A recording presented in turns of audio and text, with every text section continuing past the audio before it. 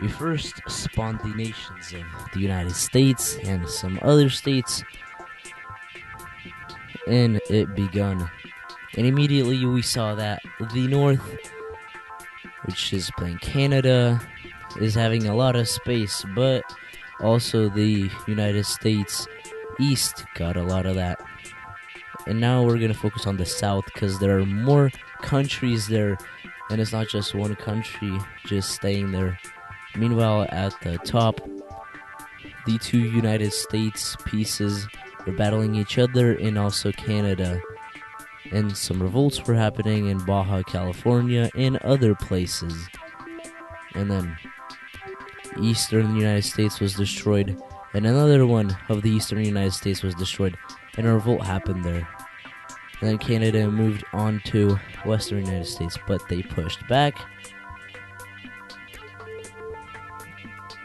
And other revolts were happening in modern-day Mexico. And just the borders were moving everywhere, and the western United States looked more just like California. And there's a Baja California again. And Canada was expanding south, and it was doing really good. It killed western California, or the western United States. But a revolt happened in the middle, and it disrupted their progress. And it started to expand and devoured almost all of Canada, but then they pushed back, and more revolts happened, but they were quickly killed off. And in the south, things were starting to clear up as there were less nations left, and Canada was pushing down again, or south, into Mexico almost.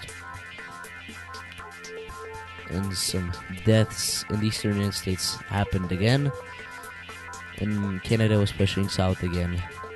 And the big nation killed Canada, which was here all the time, but now it was removed, and there was a new guy in southern Canada, and he quickly took over all of North America, so all of Canada and the USA, and was continuing down into Mexico.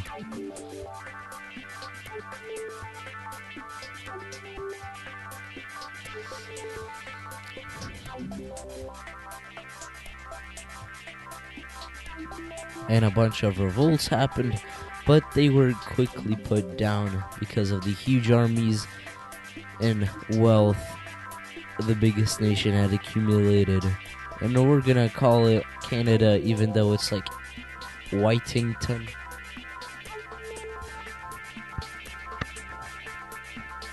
And then most of the revolts were looking very weak, and they both died. And then there was that guy, and just one nation where the modern-day Caribbean islands are, like Cuban area.